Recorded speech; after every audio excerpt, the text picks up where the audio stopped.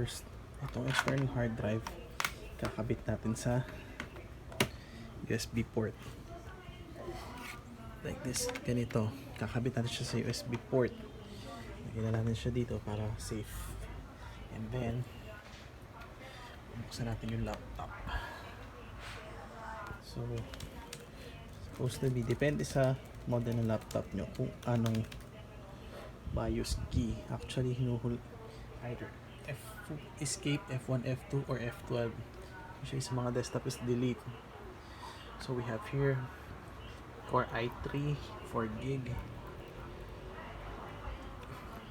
Nauuna lagi